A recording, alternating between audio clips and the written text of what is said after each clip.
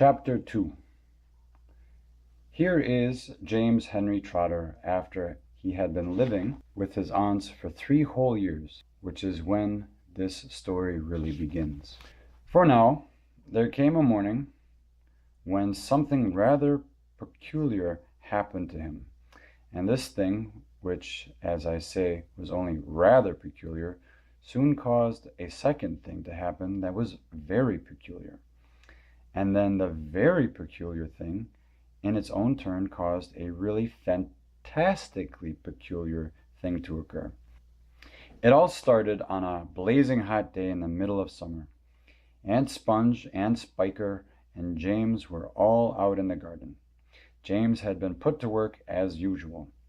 This time he was chopping wood for the kitchen stove. Aunt Sponge and Aunt Spiker were sitting comfortably in the deck chairs nearby, sipping tall glasses of fizzy lemonade and watching him to see he didn't stop work for one moment.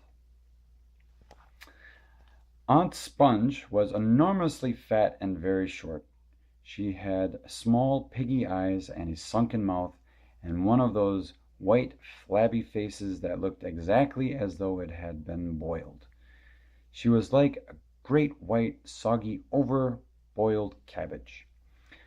Aunt Spiker, on the other hand, was lean and tall and bony, and she wore steel-rimmed spectacles that fixed onto the end of her nose with a clip.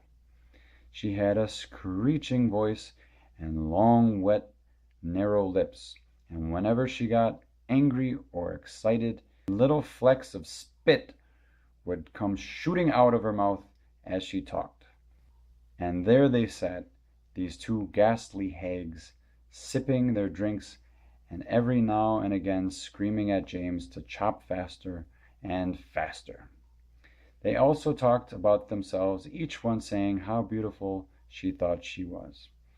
Aunt Sponge had a long-handled mirror in her lap, and she kept picking it up and gazing at her own hideous face.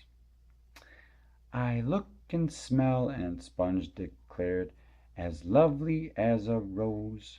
Just feast your eyes upon my face, observe my shapely nose, behold my heavenly silky locks, and if I take off both my socks, you'll see my dainty toes." "But don't forget," Aunt Spiker cried, "how much your tummy shows." Aunt Spiker went red. Aunt Spiker said, "My sweet, you cannot win. Behold my gorgeous curvy shape, my teeth, my charming grin. Oh, beauteous me, how I adore my radiant looks, and please ignore the pimple on my chin." "Oh, my dear old trout," Aunt Sponge cried out, "you're only bones and skin." "Such loveliness as I possess can only truly shine in Hollywood," Aunt Sponge declared. "Oh, wouldn't that be fine? I'd capture all the nation's hearts, they'd give me all the leading parts, the stars would all resign. I think you'd make," Aunt Spiker said, "a lovely Frankenstein." Poor James was still slaving away at the chopping block. The heat was terrible. He was sweating all over. His arm was aching. The chopper was a large, blunt thing, far too heavy for a small boy to use. And as he worked, James began thinking about all the other children in the world and what they might be doing at this moment. Some would be riding tricycles in their gardens. Some would be walking in cool woods and picking up bunches of wildflowers. All the little friends whom he used to know would be down by the seaside, playing in the wet sand and splashing around in the water. Great tears began oozing out of James's eyes and rolling down his cheeks. He stopped working and leaned against the chopping block, overwhelmed by his own unhappiness. "What's the matter with you?" Aunt Spiker screeched, glaring at him over the top of her steel spectacles. James began to cry. "Stop that immediately and get on with your work, you nasty little beast," Aunt Sponge ordered.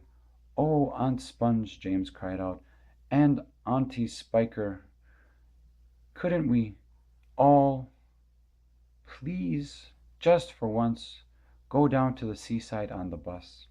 It isn't very far, and I feel so hot and awful and lonely." "Why, you lazy, good-for-nothing brute!" Aunt Spiker shouted. "Beat him!" cried Aunt Sponge. "I certainly will!" Aunt Spiker snapped. She glared at James, and James looked back at her with large, frightened eyes. "I shall beat you later on in the day, when I don't feel so hot," she said. "And now get out of my sight, you disgusting little worm, and give me some peace." James turned and ran. He ran off as fast as he could to the far end of the garden, and hid himself behind that clump of dirty old laurel bushes that we mentioned earlier on.